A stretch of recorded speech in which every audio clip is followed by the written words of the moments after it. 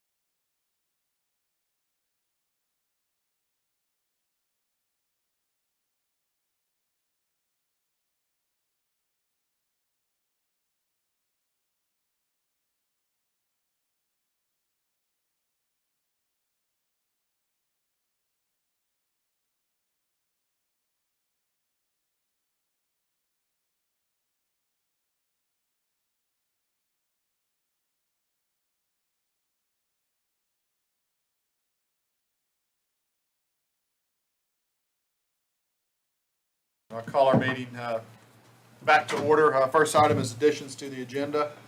Mr. Manager. Mr. Chairman, if I could, we have a couple presentations on here. If we could move item C in new business, if we could move that up to B and move everything else down, we'll get our reappointment of our tax administrator, so she can, I know she had a prior commitment tonight. Also, Will she lower my taxes if I do that? we'll see what we can do. I'm not making any Oh. Lower, raise them maybe. Raise them. Then if we could, I passed out to each of you, add under new business, item number 11G. It's just a approval of a new lease agreement with NC Works for our annex portion of the courthouse. Okay, that'll be F, 11F. Yeah. Okay, 11F.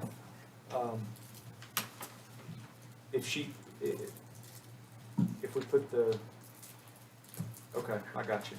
And then 13, under appointments, if we could add 13B, appointment to the SEC Board of Trustees. Okay.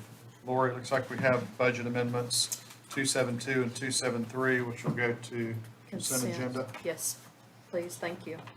And Mr. Chairman, under new business, me and the attorney had a quick conversation, but we would ask that under the resolution regarding the memorandum of understanding relating to the settlement of the opioid litigation, we've been involved with that since the get-go, Mr. Chairman. So what I'm going to recommend, with your permission, Mr. Chairman, is we postpone that conversation until next month. Okay. We do have a memorandum of understanding, but there's some language that needs to be cleared up before I can recommend to this board. And I've talked to our attorney, and of course, he can speak for himself. I think that needs a little bit more review by all of us. And we'll be going down tomorrow to have that conversation. Mr. Attorney, is that okay with you? That'd be great, thank you. Okay, so we'll remove item 11E. Move it to June. Anything else? Anyone else? Mr. Chairman, if we could table those minutes until That's right. the 25th. So we're going to remove item 12A from the consent agenda, the minutes. Chairman, I'd like to add a little addition Okay. to the agenda, if you don't mind. 11G. Okay. Go ahead. Just want to talk about a potential, looking into a potential grant writer at some point in time Okay. Let's for discuss the it. county. Okay. What is 11G? Anything else? Everybody good? Can I get a motion to approve the agenda? So moved, Mr. Chairman. Got a motion by Commissioner Higdon. Second by Commissioner Shields. All in favor, raise your hand, please. Thank you. All right, any reports, presentations, Mr. Manager? No, sir. All right, no old business. Moving on to new business. Item 11A, Duke Energy request to place transmission pole on county-owned parcel and discussion regarding power grid update. Lisa Leatherman, Duke Energy Nantahala District Manager. Welcome, Lisa. Good to see you. Good to be seen, good to be here tonight, thank you. It's good to be out in public, and I appreciate the opportunity to present to you this evening. So I'm going to hand you out just some county documentation. I think I've got enough to go around. Duke is making service upgrades throughout all of our service area, but in Macon County, we have 5 projects, and one is going to involve county property in Watauga Vista. And I would like to discuss that project with you tonight. So we are doing grid improvements, and I call them self-healing circuits. The technical word in Duke world is self-optimized grid, but self-healing circuits really kind of explains it better than what we're wanting to do. So just inside Watauga Vista, you have a piece of property. At the end of Watauga Vista, the 3-phase line ends, and then there's a 2-phase line that runs through Watauga Vista, sort of goes up to their entry road up the gap of the mountain or the top of the mountain, and then it extends across the 4-lane and heads back down Jackson County, not all the way. But by installing this pole in the right-of-way. It would allow us to put additional equipment that we need to create this self-healing circuit. The other side of the self-healing circuit comes from Webster, and we will end up tying these lines together, and they will physically join.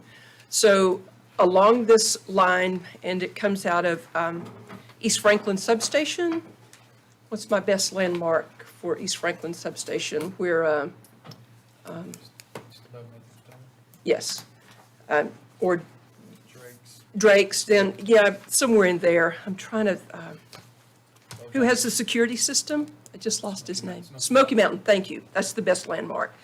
So there's a circuit that leaves there, travels up, catches Rabbit Creek, goes on, catches up Watauga Road, the Silver Road, and then from Webster in Jackson County, there's a circuit that comes up Savannah, catches a number of places, and then we'll tie those two together. And along the route, there are devices, electronic devices that communicate between themselves. And the devices are set basically about for every 400 customers along the line. And so in theory, what happens, and in practice what happens, is if you were to have a fault, let's say that we built this line today and it was connected there at Gold City. If you had a tree fall on the line, or if you had a car hit the line there, the system would talk to itself. All this electronic equipment would talk to itself, and it would isolate that section and restore the power to everyone else. So right now you have this sort of radial line that goes out there, and if you had a fault here, all these customers would be out of power. So these self-healing circuits don't guarantee that you will never not have power, but it increases the reliability. And it also communicates with a control center in Charlotte that it knows the location of where the outage is, and so it helps with restoration times. The technician can be told it's between segment A and segment B, and it helps to narrow down.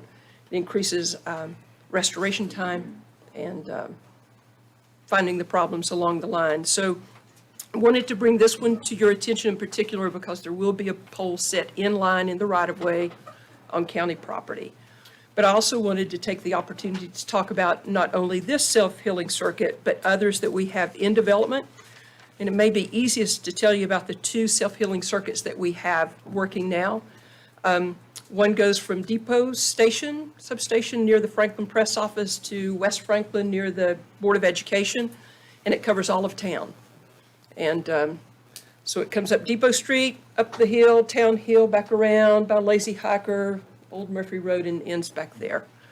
And that's been, it's been good. We've not had a lot of outages, but what it does is it enhances critical infrastructure. We'd get this courthouse, it helps support the hospital and other infrastructure. The first one that was built in Macon County goes between West Franklin Substation, which is near the new Ingalls, and that's South Franklin Substation near the new Ingalls, West Franklin Substation out at the Board of Education, and it connects all of the industrial park and Patton Road and Cartagena. I bet anything Mr. Young, maybe in his tenure, worked on that circuit and the self-healing circuit at the time. So the other ones that are going on in Macon County, there are two in Highlands.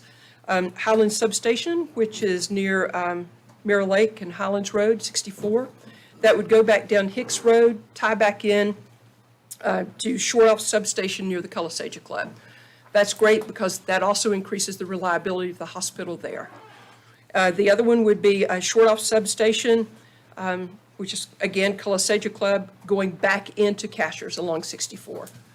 Catches Norton Road, catches Wildcat Cliffs Country Club, Old Edwards Inn, that part of Norton, and on back into Cashers to the downtown part of Cashers, the west side of that. The other ones here is South Franklin and Otto. That will basically get all the Georgia Road. Again, South Franklin Substation near the New Ingalls. Otto Substation is at Shope Road off of 441. So all of that country, Skeeter, Riverside, Hickory Knoll, it just helps increase reliability there. And let's see, East Franklin, Depot Street, and Highlands Road, which in a nutshell gets all of the Highlands Road area, your old home stomping grounds we talked about earlier with Colasaja and LJ, that area, and all of that country basically from, the Dodge dealership on. So just wanted to make you aware of the grid improvements that Duke is making. The plan is that Duke would like to have about 75% of all of its customers on self-healing circuits in the next 5 to 6 years. And so this is just part of the grid improvement that we have going on, and specifically wanted to let you know what was going on in Macon County. So you already have an easement through there, right, Lisa? We were working on that. Through Watauga, yes, sir, we Through do. Watauga, you Yes, already have an easement. yes. So why would you even need our permission to put a pole? Just to let you know, because it is on county property, and It's a metal pole, correct? it'll be a wooden pole. Wooden pole. Yes, sir. Mr. Manager, is there anything else on that property? We got this property back in 2017 on foreclosure.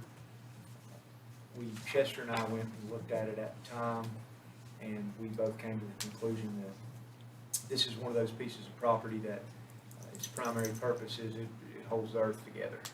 So there's nothing we can foresee that we get some 0.8 of an acre, steep topography. Well, here's where I'm going with this. If there's nothing on it, would Duke be interested in just purchasing that from the county for a very minimal fee? I would have to ask that of the real estate department, but Commissioner Tate, my initial answer would probably not, but I will ask for you, and I'll return that information to Manager Rowland. About $1,500. There you go. You see, I know it wouldn't be much, but I'm just saying it Right. might take it off the county. Then the good thing for the county is it might get us just a minimal amount of So, revenue. Very minimal. Exactly. It would be. I will ask that question and give the information to In lieu of that, Manager Mr. Rowland. Chairman, I make a motion that we authorize Duke Power to go ahead and set a pole to extend the line so we can be self-healing. Thank you, Commissioner Bill. We've got a motion by Commissioner Bill, I was just going to second the motion. second by Commissioner Young. Discussion. Paul, you had a question? No. It goes under the line, the existing line. Yes. You're just putting in line pole. That is it. Yeah, to help with setting equipment along this route. Self-healing, hey, let's go. So Gotta love just self-healing. while we're in discussion, if you don't decide to purchase it, I presume we'll need some type of lease agreement, $1 a year, or whatever it might be that relates to some there's type of already a liability. Yeah, there's already an They existing right already of have an way. easement. They gave us that dollar 25 years ago. Right, yes. So, well, very good. Well, thank you. Any other questions, any more No, information? no, gotta vote. Oh, I'm That's it. sorry. All in favor, signify by saying aye and raise your hand. Aye. Thank you. Very Thank good. you, Lisa. Thank you. Appreciate the time, and thanks for letting me give you an update on grid improvements. Thank you, Lisa. All right, can I Thank get you. a motion to reappoint Ms. Abby Braswell as Macon County Tax Administrator? She wrote a very nice letter to us. Well deserved. Thank you. I will say while Abby's coming up, Abby's done a fantastic job since taking over the position as tax administrator. We've transferred, under her supervision, we've totally switched our tax system that we had had in place for 45 years. That conversion process is going great. Abby's done a fine job and couldn't be more proud of the board's decision to appoint her as tax administrator. Thank you, Motion. Mr. Manager. So moved, Mr. Chairman. Motion by Commissioner Bill, second by Commissioner Shields. All in favor, signify by saying aye and raise your hand. Aye. Thank Thank you, you Abby. very much. Sorry it takes so Thank long. you, Abby. No problem. Thank you, Abby. Macon County Board of Education resolution regarding Franklin High School. Superintendent of Schools, Dr. Chris Baldwin. Thank you, Mr. Chairman, Commissioners. The facility deficiencies at Franklin High School have been well documented. As a principal there over a decade ago, I was resubmitting capital outlay requests that Mr. Shields had submitted when he was principal. Many of those issues and needs still exist today. Our two boards have had discussions about the possibilities of moving Franklin High School to another location in the Franklin area, but we've never been able to agree on a suitable site. So with this resolution, our board would like to, for us to, as the two boards, to reconsider the possibilities of a new facility for Franklin High School at its current location. We have, the liaisons have had some conversations with Novus Architects of Asheville. We're encouraged by the information that they've provided regarding the feasibility of a new facility at the current site. We're encouraged by the possibilities of minimal displacement to students, minimal disruption to instruction, and minimal security issues. So with that, I'd like to turn it over to Novus Do you have for a any bad presentation. news besides the cost? That's it. Welcome. Appreciate y'all's patience this week.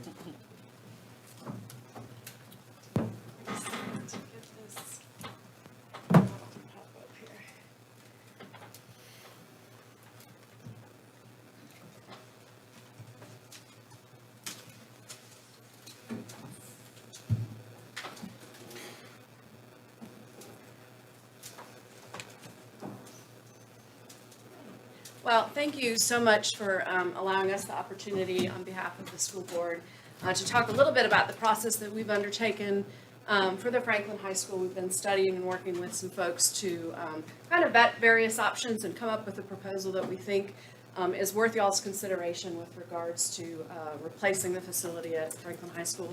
I'm Emily Kite with Novus Architects. We've done several other projects here with the county in the past, and so we've certainly appreciated the opportunity to continue to collaborate with the school board and with various members of your group as well. I'd like to talk a little bit today. First, I should probably turn that on. I want to go a little bit through some due diligence that we've done and give you all some background around some of the other sites that we've considered and other options on the existing campus site to come to the conclusion that we've drawn with regards to the concept that we'd like to present today. That concept will include a discussion around schedule. It will also include discussion around the budget and talk about some next steps for this board to consider with regards to continuing the momentum of this project if you choose.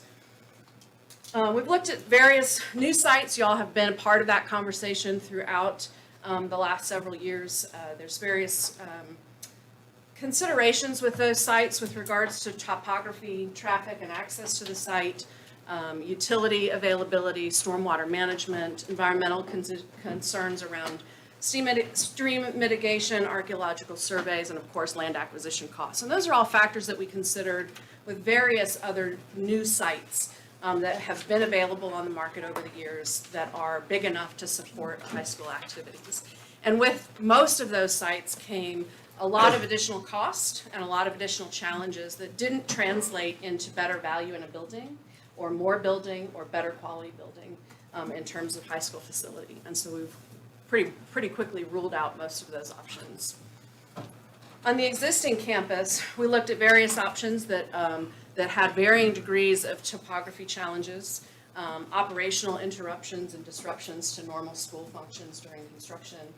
Safety considerations were also one of those things that we looked at with regards to the various options that we considered. And phasing. All of those translate into longer construction schedules, risk to safety, and risk to operations of the existing campus. And throughout ruling out various other iterations of this, we've come up with an option that we think will address all of those concerns and provide the school system and you folks with an opportunity to rather painlessly build a new facility on the existing campus without disruption to operations and risk to safety, and with a shorter duration of construction schedule. So I'm going to go through a little bit of that. I'd like to briefly pause at the schedule. This is a little bit of an overview schedule. It runs along a timeline starting with basically right now. I've highlighted on there when football season happens because in the initial phase of this project, we would address the existing football stadium as part of the first phase of this project to address not only the track that needs to be repaired and replaced, but also some drainage issues in the area of the existing football field. So we'll come back to schedule and talk about it in a little bit more detail, but I want you to sort of look at this within that context to start with. So if we start with the existing site, I'll walk through the phases really quickly. First phase, of course, would be the new football stadium. We work with the grade and the dirt from the existing practice field that's at the very top of the site towards the back. And are able to do the football stadium as the first step. And that also helps us to prepare the site for a new building, which would be positioned at the back of the site where that current practice field is right now. So that would be the second major phase of the project, would be to build the building in back of the existing facility. In the last phase would be all the parking and the demolition of the existing building and the remaining ball fields. You can see a little bit on this site, the star sort of points you to the front door of the building, around that sort of drop-off loop for car traffic. That would be kind of where the front door of the new building would be. And along that blue line that's on the screen is really the demarcation between where the existing school campus remains operational during construction, and construction happens really behind that. If there's, you can imagine literally a fence between those two things, that those two things could happen simultaneously with each other without substantial overlap and impact to the normal operations with the school. If we zoom in around the building to do a quick overview of some of the amenities that we're proposing, certainly there's an awful lot more work to do around the design of the building. We need to talk to folks at the high school, but in our experience in working with schools, we have factored in most of those amenities that you would see in a traditional high school setting. We understand how many students are in attendance at the school and those needs of a traditional high school setting. Starts with really a 3-story academic wing. This allows us to work with the existing topography to minimize the amount of dirt that we need to move around and the need for steep retaining walls on what's not, to start with, a particularly flat site.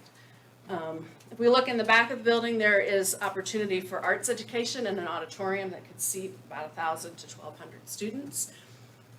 There's the cafeteria and kitchen with direct sort of back delivery access for food trucks and other things, and dumpsters and those sorts of things as well.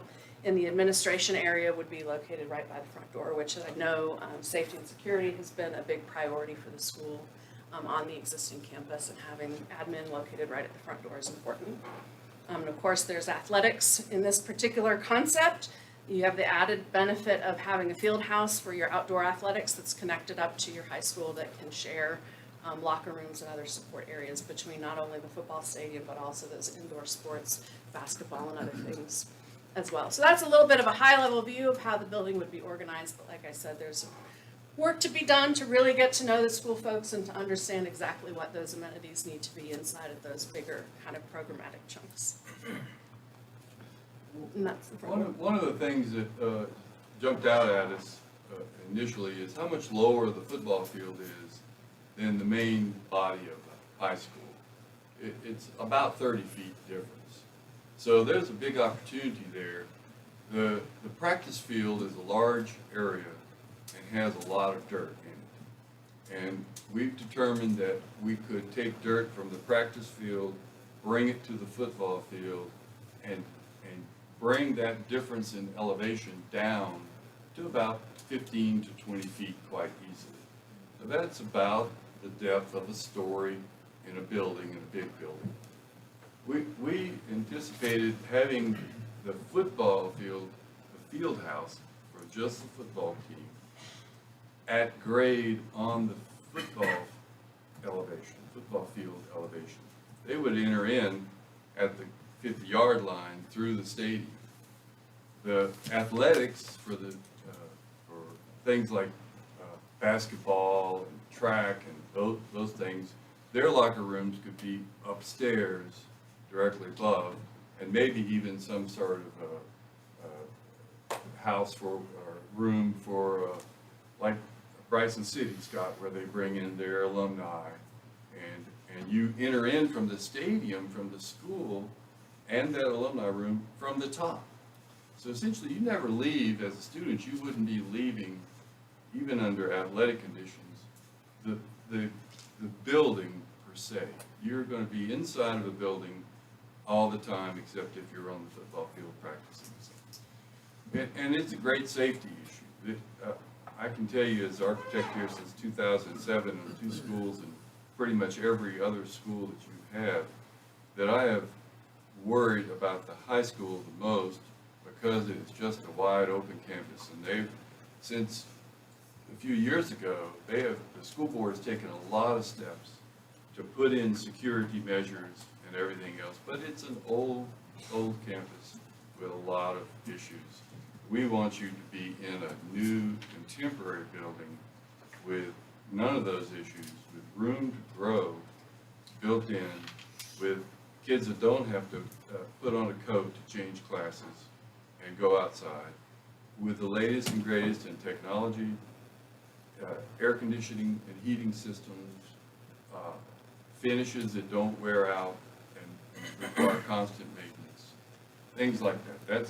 That would be our goal on this. We think we've come up with a proof of concept that really works.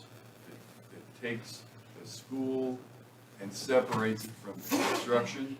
These two men here are from Vanoy, and they love the idea because you could service the construction from the street that goes off to the right. I forget the name of it, but off to the right there, and they won't even be coming through. No construction trucks, vehicles, heavy equipment would be ever coming through the main campus. So it's really an unusual situation. Most of these types of things that I've done, Emily and I have done since 2001, when she came with me, have been renovations where we are building 20 feet away from a building or a group of buildings, and then over the summer we tear it down and we have a new school. But it is a gigantic problem to move kids through construction sites, and the fire marshal doesn't like it, Jack doesn't like it, I don't like it, nobody, principals don't like it. And this plan allows you to, the kids are just gonna watch it from over there. That's all they're gonna do. They're not going through it, and they're not gonna have to take part in it. And it's gonna be a much shorter project, a much less expensive project, and a project that can start right now. And it's ready to go, I think, myself, ready to go. It's got the basics there, and Emily's open for more questions. To talk in a little bit more detail about the schedule, there is the opportunity, and certainly we've worked with Vanoy Construction to try to map this out at a high level view, not only the schedule but also the budget, and it allows for an opportunity to really get started right away. And using a construction delivery method where you have a construction manager allows you to do packages for bidding in sequence. It allows you to get started in working on the site design work and getting it to be construction ready at the end of this coming football season of 2021. So construction could start as early as November of 2021 with the site portion of that work that preps the building pad at the practice field, and it also gets us started on the new football stadium so that construction can happen in the window between your football seasons. Concurrent to that can be the much longer amount of time that it takes to design the building to be ready for construction, and so that site work can be happening in construction while we're continuing to design the building and work through that. There's opportunities for other packages, for foundations and steel packages to get the building started in a more timely fashion as well, to condense the amount of time that we are on site for construction as well. And all of that is sort of to be determined. And I think two of the critical things to note about that schedule is it does require, obviously, for a design team to be assembled and for a construction manager to be selected pretty quickly in order to hit that window between this coming football season and next year.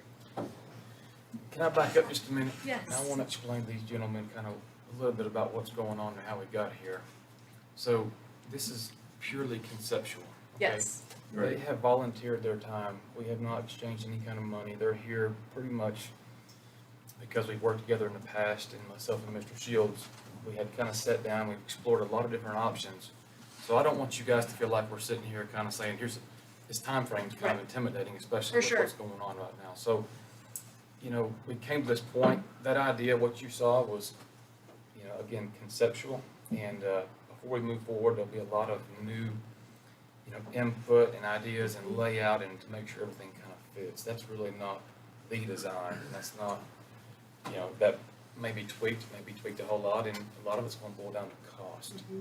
So Which is the next slide. But I want to build off of what you said, Josh, is that there's an awful lot of engagement that a design team would need to have with the school board and the folks that work at that school to really understand in depth what the programmatic requirements are and what the needs are of the students and teachers that work there. And I would say that certainly we spend a great deal of our time, both Vanoy and us, designing schools and building schools all over the place, and it gives us an understanding of what we would expect to see in a school and we work with the Department of Public Instruction requirements for North Carolina as well, to build a framework that allows us to prove a concept, exactly what you said, Josh, in terms of we know that something the size we think we would need for a school in Macon County that will fit on a site, and the logistics work. And so then the real work starts to fully understand what the school board and the school system is looking for with regards to the specific amenities of that particular, for Franklin High School. I want to talk a little bit about the budget. Brian Walker is going to help me from Vanoy. They did a good bit of estimating around both of our sort of knowledge around schools. They're doing a lot of school construction in this area right now, so they've got some, real-time cost data with regards to budget. And so we've got a couple of things to go through with budget, and I'm going to let Brian sort of kick off at the top, starting with the construction data and the construction costs. And then we'll sort of layer on some other things for y'all to consider as well. Thank you. You want the clicker? Next button should be the construction cost of that. Great. Chairman, Commissioners, appreciate the opportunity to be here. My name is Brian Walker. I'm Vice President with Vanoy Construction. We're a general contractor. I've been in Western North Carolina since 1952 when we were started. First thing I would like to say being here is I do appreciate the personal touch to your meeting upstairs and seeing that in the approachableness. Being in other meetings where it's not existent, that's pretty special. I just did want to mention that. So we were asked to come here to bring some context to this project, just so you had an idea from a conceptual standpoint what type of rough order magnitude. So our expertise, K through 12 work, is a big part of our portfolio. We've built over 3 million square feet of K through 12 work over the past few years, and so through that we've gained a lot of data. So through this and working with the design team and looking at the numbers, we looked through the square footage, we looked through the fields, we looked through the site work, we gave consideration to the water issues that are out there. And again, I preface, this is a very conceptual budget, but based on the amount of data we have from schools, we're anticipating somewhere in the range for a construction cost of $60 to $70 million, including all the physical Say that aspects one of more it. time, 60 to 70 million. Yes, sir. That's right. Construction costs, right? Construction cost only. So we're going to go through, additionally, on top of that, you would have design fees in the range of $3.5 to $4.5 million. A lot of that goes in relation to the percentage of the construction cost itself.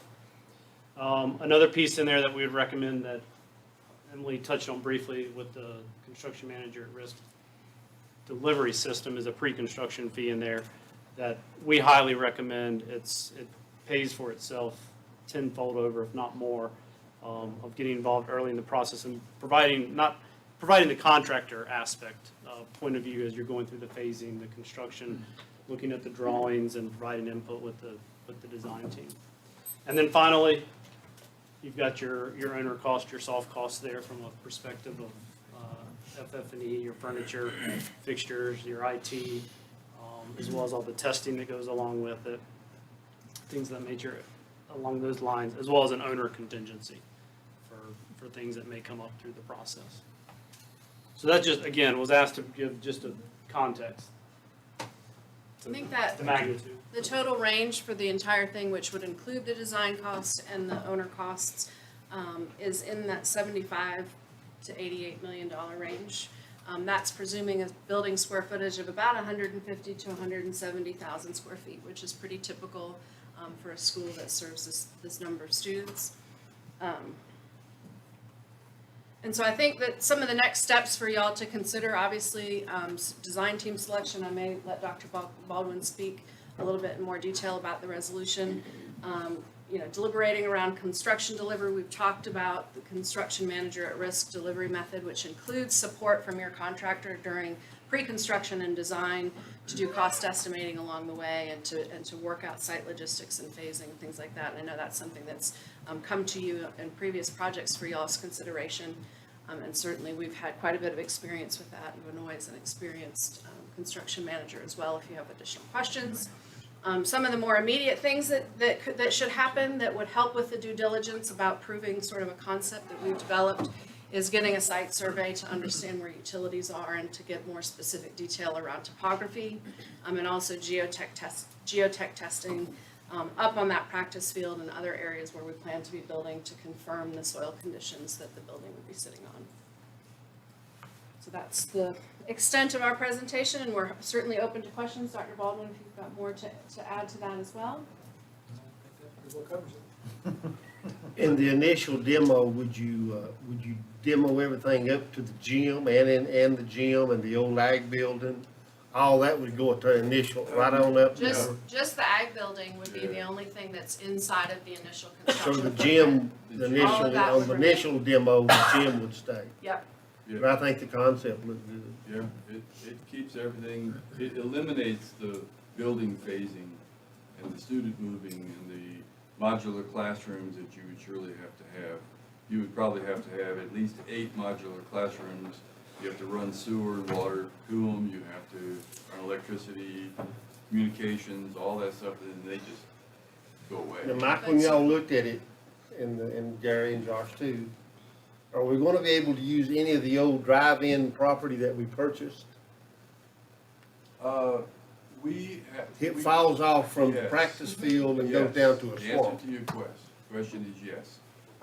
As I originally thought, we were going to have a retaining wall there, but our very clever site planner has eliminated that retaining wall, and Ms. Emily says all of the industrial arts type of things, they bring cars in, they have machine shops, et cetera, could be located at that lower basement level, a daylight basement, onto that back road and eliminate the retaining wall because you're walking further down the hill.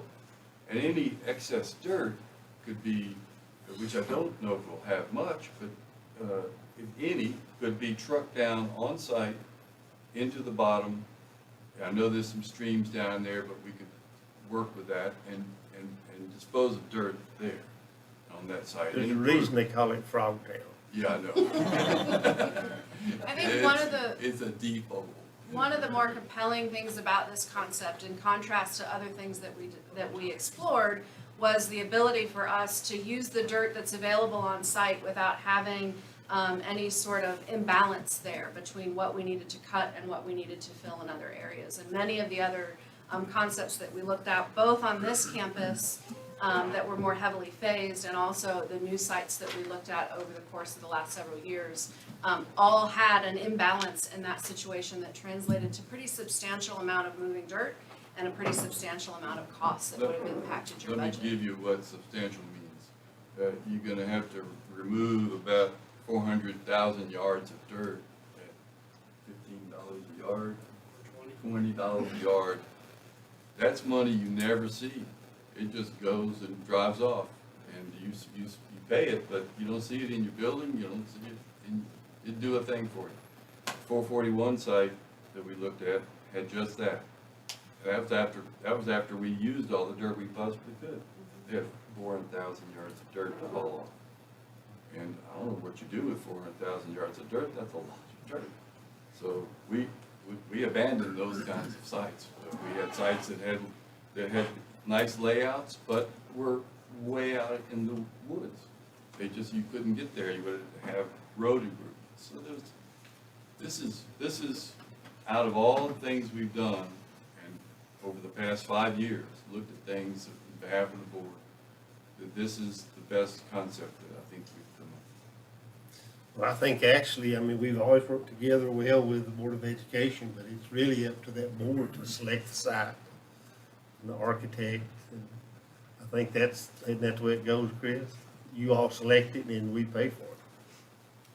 And I think it was exemplified in your resolution, right, that y'all, this is what you want, what I'm gonna call it the concept two that we talked about. And I believe that's what your resolution moved towards. Correct, Dr. Baldwin? I believe the resolution just requested that the board consider the Franklin High School site. Moving forward, Gary, can you explain the process moving forward? There'd be an RFQ process, is that correct? Yeah, I mean, after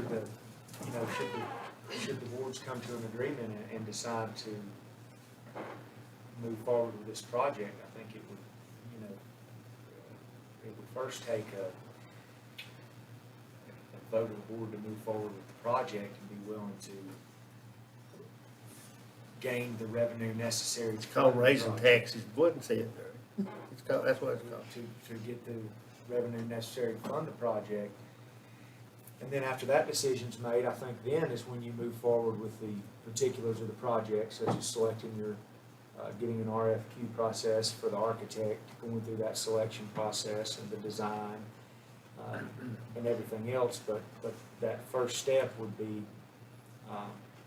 for that decision to be made to move forward with this project. And until that decision's made, I think, the RFQ process and the design process, all that's null and void until that decision is made to move forward with the project and to gain the revenue necessary to fund the project. So if you go with the 88 million, a penny is about $800,000.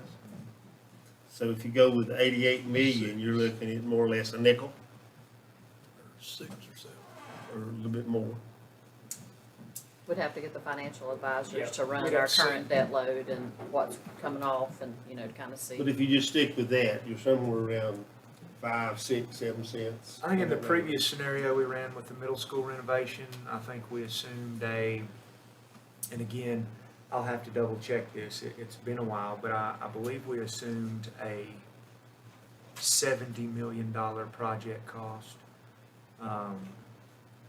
for the high school. And I think that with our current debt load and everything at that time, if we move forward with the middle school renovation, we were looking at about a 6 cent tax 30 increase to fund the principal and interest related to the new high school coming on. And that'd be on a 30-year deal with the high school. Right, well, I think it was a 20. Might have been 20. But again, we'll have to double check all those numbers. But at that time, based on our current financial situation. This went up, I can tell you that.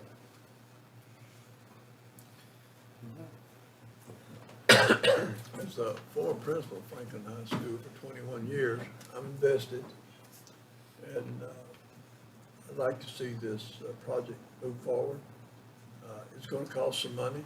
It's going to cost some taxpayers' money, and but it's an investment for the young people here in Macon County, in the Franklin area. I think it's a definite improvement. Many of us know Dr. Baldwin's principal there, Josh was a student, Paul was a student. We all, Mr. Bill, all these people here were students there. We know the infrastructure. We're sitting on a time bomb, and we're gonna have to deal with this. It just happens at this time to fall in our lap. It's fallen in our laps prior to this, but we got it away from us. But I think it comes a time that this board will have to make a decision, because it's a need. And I think the people of Macon County understand that need. They understand we want the best for our kids. And we talked about STEM tonight, and we talked about STEAM tonight, which is art, and then you talk about science, technology, English, math. This is the time for us to go into the 21st century, the other part of it, with our education. These young people and what they're working with and doing with their technology, we need to catch up with them. And our schools are not up with them. I'm not up with them either. But it's time for us to look at this and get serious about it. It's easy to brush it off. But I say again, I'm invested in it. Whatever we need to do to go to the next level, I'm ready to make a motion, and let's keep the project going. If we don't, it'll die. Mr. Shields, just to add to that, that's a substantial investment in the community and the school system, what we discussed here tonight. But I'd also just add that some of those costs are unavoidable. We know that we're gonna have to do something with the drainage around the student parking lot, Right. football field. We know that we're gonna have to do something with the fine arts building. We know that we're in a main building that's 1955 mark. there are significant issues that are gonna have to be addressed in one way or another. This may wind up being the most cost-effective way to address those issues. Mr. Shields was principal when I first came on the board, and we got some QZAB, or QSCAB, I forget which one, money. And the first thing we did with that money was get the extension cords out of the floor in the main building. And put bathrooms in the gym with that QSCAB money. You remember that well. Oh, yeah. I do.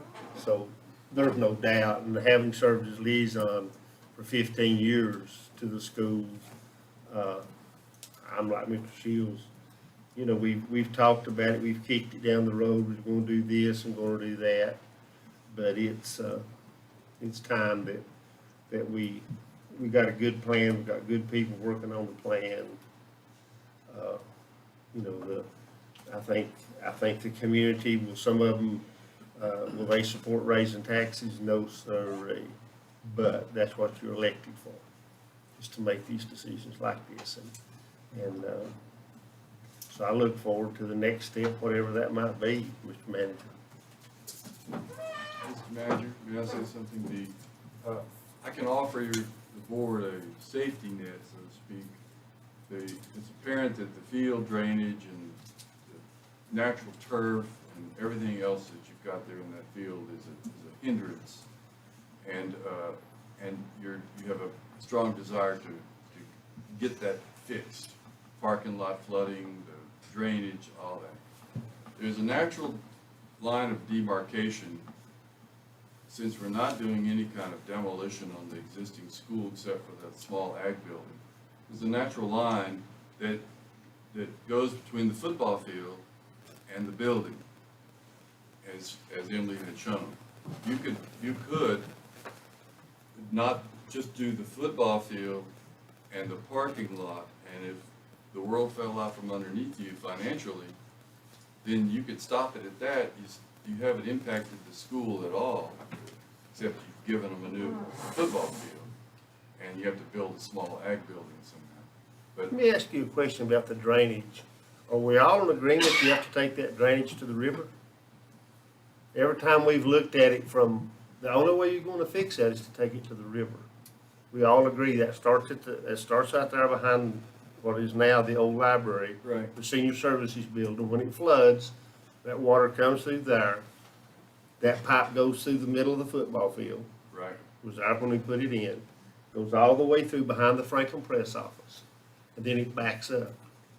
Everybody that's looked at that over the years, a lot of years, including the man that put the tile in that goes under the football field, the only way you can really fix that drainage problem is to take that to the river.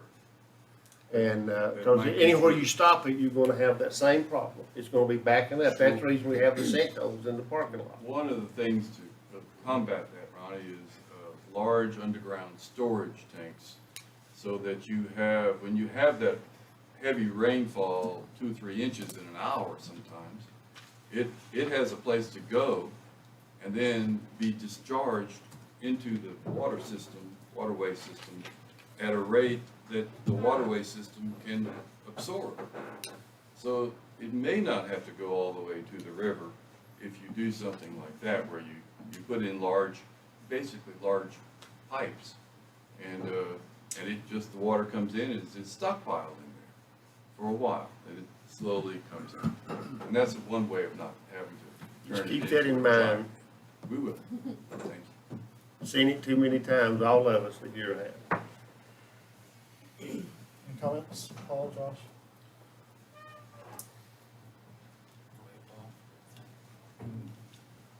So what's the next step, Mr. Mayor? Comments, Josh? No, I mean, like I said, I'm excited to kind of see, you know, what this will cost us with real numbers and a real concept, and, I think is that the next step, is to see what. Move it on. Move it on up. This has been Let's see if we got it. when I ran for office about 10 years ago, when I started this, this was a point of contention. It was a point of discussion then. I was talking to my dad a few months ago about this and about upcoming county projects, and I mentioned to him that the county is probably getting ready to take on the largest debt, largest project that it's ever had. And he said, well, what's that?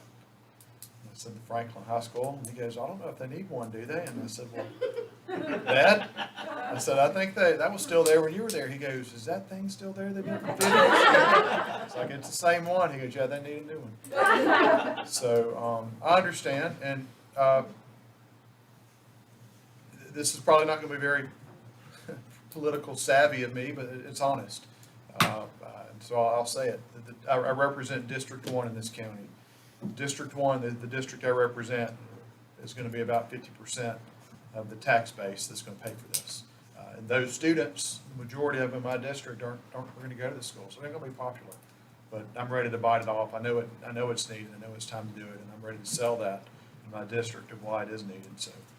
I am in favor of moving forward with this project, so. And it's time.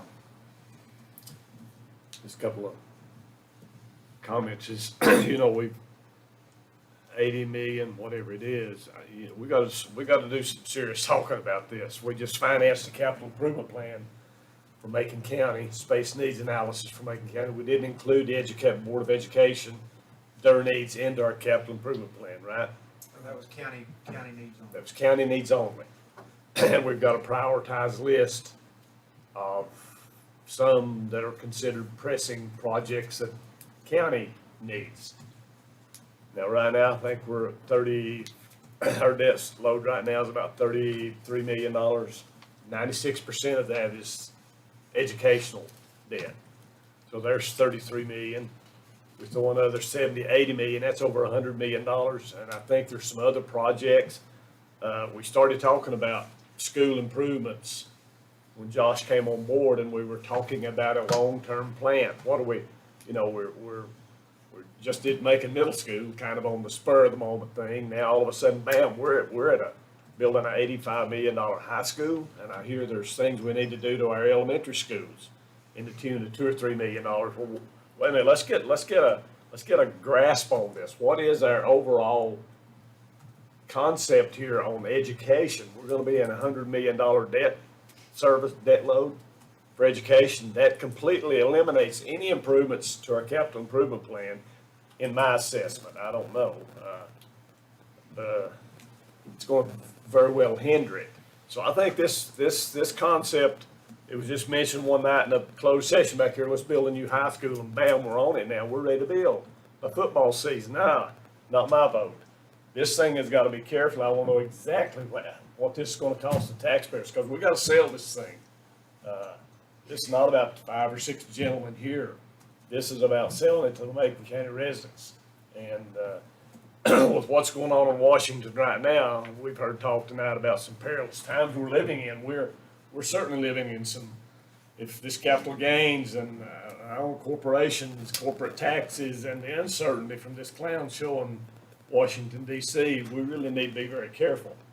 So it's going to take some discussion, or at least to get me on board. We got 4 votes here, that gets it done. But we've got to have some discussion about this. It's not we're coming in here tonight. I'm not jumping on the ship. Let's pull the hammer and start moving dirt tomorrow. That scares me to death. So it's going to take some. We may need to have some special. It's going to take some thought.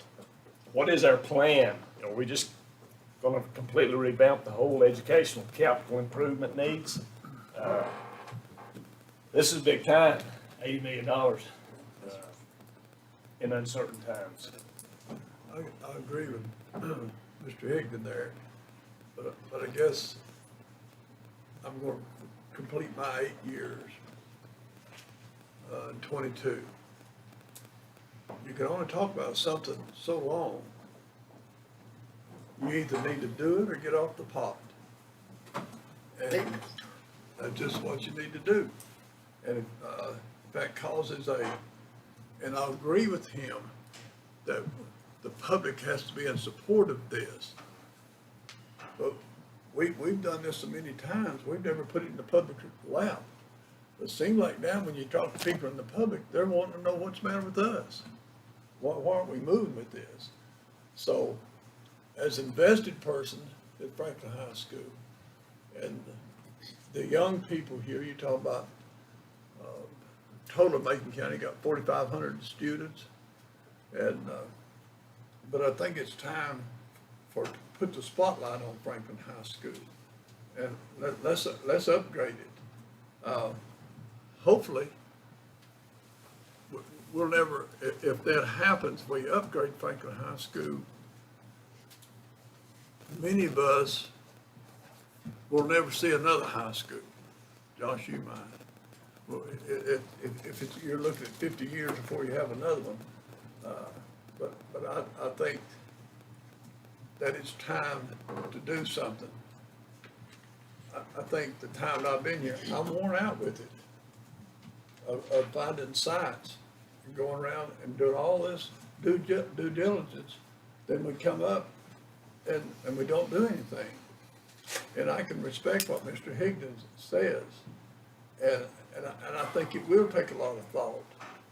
But we gotta, let's move it that way. If we don't, we'll quit, and we'll let it go to another group that comes on as your county commissioners. Because every 4 years, you have votes. But again, I think if you quit, I still hope you will address the drainage issues around the football field, the fine arts building, the issues that are associated with the main building. All of those things, I mean, those things haven't just popped up out of thin air. We've had a discussion about those for a number of years now. If you quit, I hope you don't quit on all of those things. No, I don't, I'm ready to, let's clean house, let's get it done. And if that means I get exit out, at least I stood up for what I believed in. And I think it's, like Mr. Higdon there, he's standing up for what he believes in.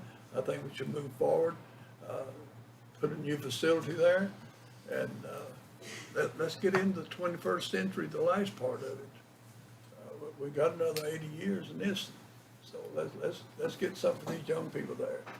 And when it comes down to these kids that are coming through now, these are high-tech kids.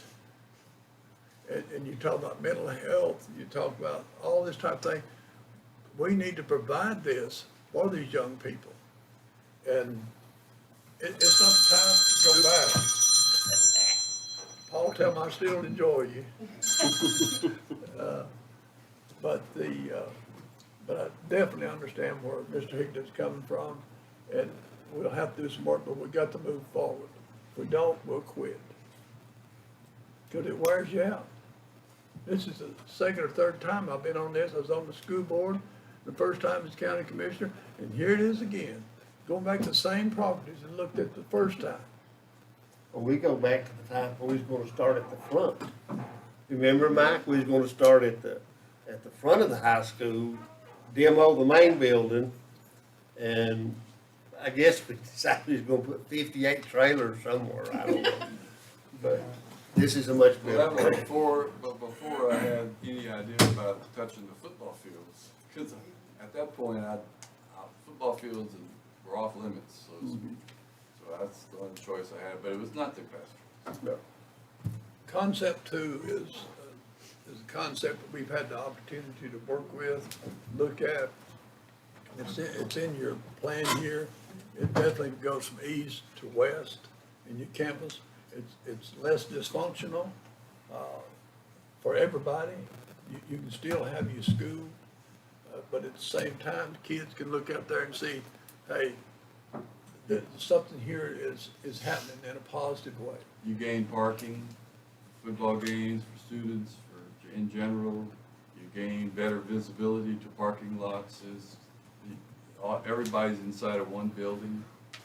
There's just so many positive things. I think the thing that we talked about first, Josh and I talked about it, is the AA. Your academics and your athletics. And that's what we've got to improve on there. And the academics will come with brick and mortar, and your athletics, we talk about what art does for the young people. Athletics does the same thing. You can look at the ones that make better grades, they behave better and attend school more if they're involved in athletics. And at the present time, we've had to drop track and some of those programs because we don't have adequate facilities athletically for that. And going back to your fine arts building and things like that, We're lucky we hadn't gotten in trouble with that already. It needs to be cleaned up, cleared out, and rebuilt. And a lot of this credit needs to go to the newest commissioner, is Josh Young. He's one that put a fire under this thing. And, sometimes it takes new vision. You know, some of it's been around too long. And you kick things around and, you know, we have ever since I've been here. But with Josh coming on board, he said, you know, why have you waited so long? What's the deal? I think we needed to hear that. So, Mr. Manager, we didn't mean to give you a coronary this evening. I think you have the authority to proceed of how we might handle this and how we might pay for it at a future meeting, so. There are a few things that we'll need to know. Your slide said $3.5 to $4 million in architect fees. So just to get started, we're gonna have $3.5 million to $4.5 million in architect fees. The only place we can put our hands on that money right now is on the fund balance. And to speak to the fund balance, when we issued $21 million in bonds about 2 months ago, part of the contingency in us being able to get those bonds at the place we got, at the rate we got the bonds at, was that no substantial decline in the fund balance would be, that we would not undergo any substantial declines in our fund balance. That was what our rating was based on, one of the primary factors that made our credit rating so good and people willing to buy those bonds. So when you've got, if you're gonna do that for $3.5 to $4 million, we also, right now, we're in the process of advertising for bids on the $1.4 million locker room at Macon Middle School, which we had contemplated previously coming out of fund balance. We also recently purchased the building in Nantahala for Mr. Manager, Yes, sir. I'm gonna slow you down just a minute. We won't dive into too much of the weeds tonight, Okay. but we'll get in there. This board's gonna help you, stand behind you, and we'll find a solution. you'll I have hear us you. more at our work session. I hear you. Got a hand. Mr. Manager, the way the architect's fees and contracts are set up, they can be, you can stop at any point, basically.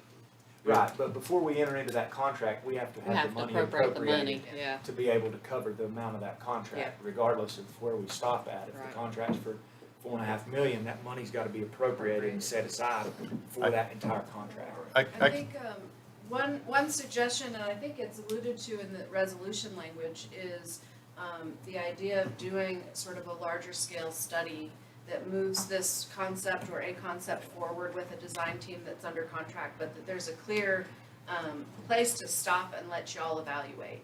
It would put, more specifics to the development of a concept that would dig into programming and understanding how big the building really does need to be.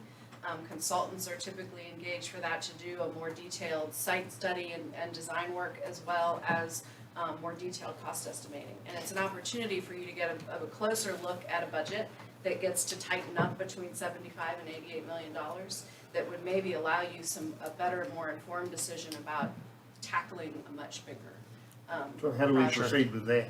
It's the same scenario, I think, where you would solicit an RFQ and be clear about the scope of the services that you're requesting, which is often called an advanced planning study or a schematic design concept. And then there's a clear delineation that you're biting off a much smaller chunk and still moving the ball forward to gain clarity and gain information around what the magnitude of the project would be. Sure. It'll Mr. be in Manager, budget time, it seems to be the right time to have the discussion. Well, and that's another thing you've got to, that's when you'll set the tax rate, is with the passage of the budget. So, you know, all those things are to be kept in mind at this point. I don't know if we have to go to the LGC, No. does the LGC have to give any approval if you go over a certain amount, like 15% on an increase to the tax rate? I see those are things that we'd have to check with the financial advisors on, as well as what would be the best way for us to fund a project like this, using what resources. But again, in terms of, I would recommend at this point, the board stay away from taking these funds out of fund balance, because again, that was a primary factor, and something that we signed on the dotted line to, that we would not substantially decrease our fund balance, because that impacted our bond ratings and the price at which we sold those bonds. And how this project impacts our capital improvement plan, our overall capital improvement plan that we've discussed for some time. I mean, there's gotta be some plan. I'm glad that maybe we're at a point where we can develop a plan. As Gary said earlier, we've just been shooting from the hip on a lot of stuff, on a lot of investments, and you can't legislate by emotion. You gotta have facts and figures, or at least I do, so. But I'm willing to move whatever, I'm willing to do whatever you guys Yeah. ask me. I don't remember shooting. Thank you, Derek. I didn't mean to, like I said, we didn't mean to be coronary tonight. Calm down, work on your budget, and we'll work through this. I don't think there's a mega rush, but we're ready to have the discussion, sounds like. All right, Let me thank ask you, one gentlemen. other thing. Sure. I'd like to have a copy of this, Of the of your presentation. Absolutely. I've got the other ones that you've done. This is a kind of different format, and I believe I've seen this format this evening. I'd I like to think have you it. guys, I don't know if you guys printed a copy, you're welcome, or I'm happy to email it to you. I can email it. Just email it, and then If you'll email it to Derek, he can get it to him. Happy to do that. Thank you. All right, There you go, buddy. thank you. That's what I did see. All right. I'd like to have that. I'm gonna keep us turn it over moving to forward here. Robert and let him issue me this. Item 11D, change order for New Atlantic Contracting on Macon Middle School renovation project. Mr. Morgan. Thank you. Gentlemen, this won't take just a minute. March 26th, we issued a authorization to proceed to New Atlantic Construction on the project. About that time, when we brought all the kids back to school, we were anticipating just having the whole wing to ourselves, but it's not that way. We weren't able to move everything out as we hoped. New Atlantic had asked for a 60-day extension at no cost in order so they can get started the minute school's out and have at it. The reason being, That we couldn't get out of the way. get out of the way.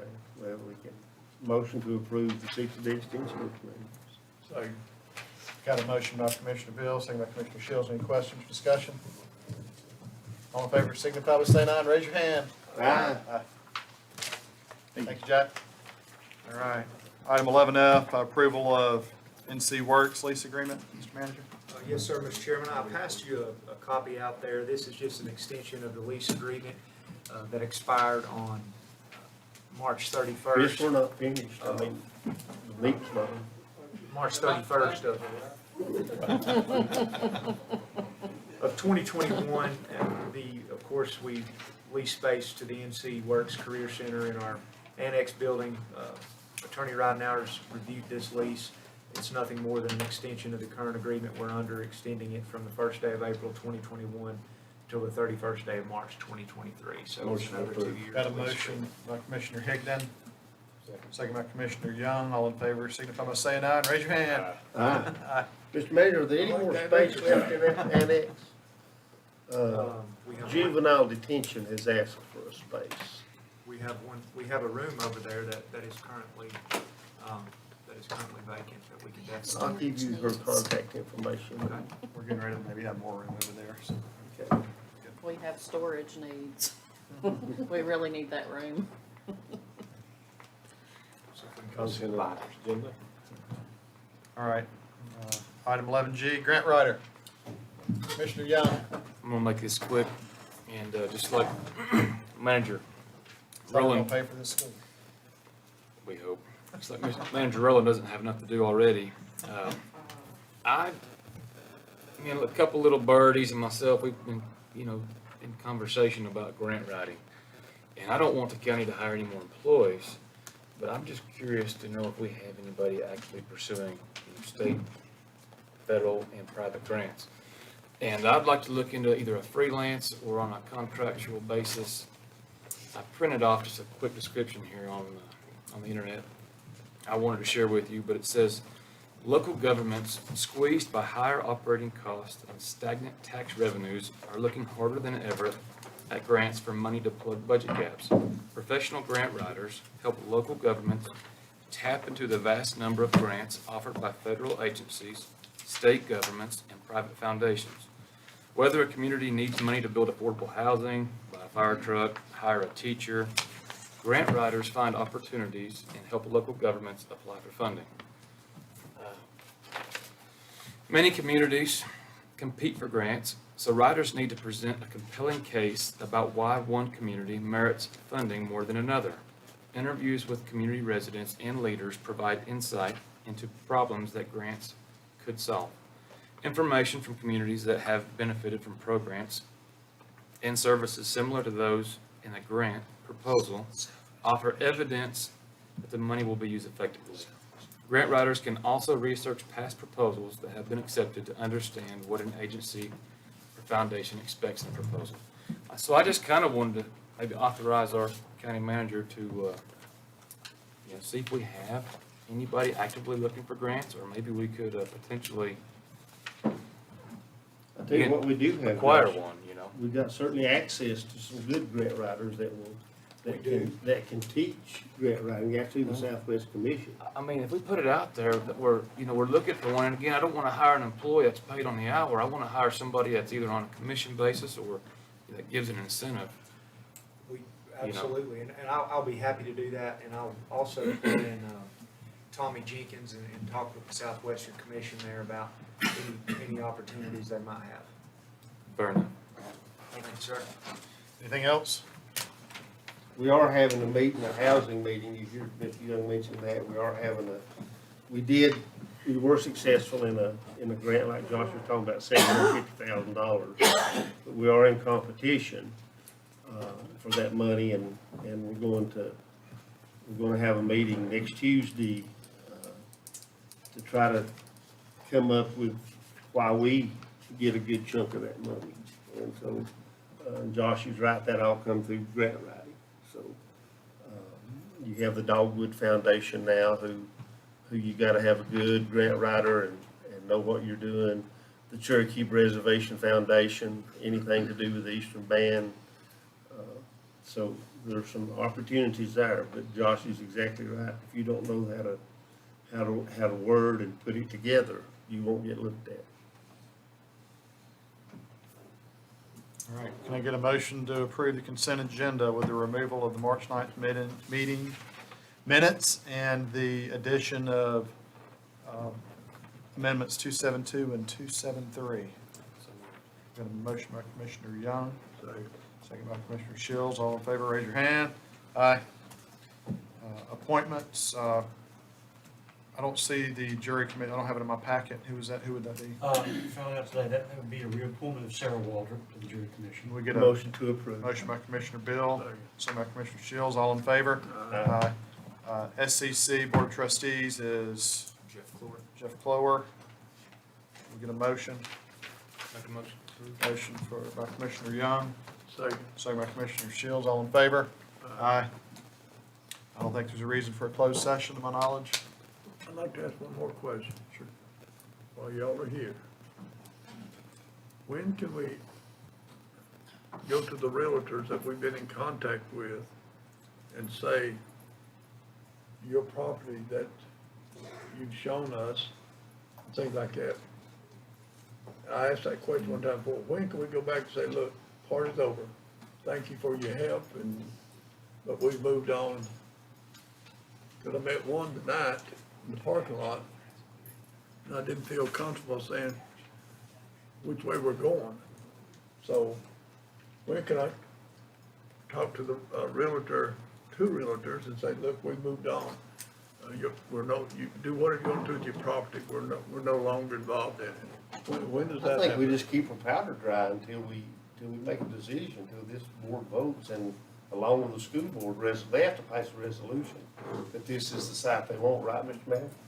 Well, I think They've they already did. done I that. think they have passed that resolution, and speaking of that, the resolution they presented, there was no action taken on it tonight, so we're gonna follow back up on that at.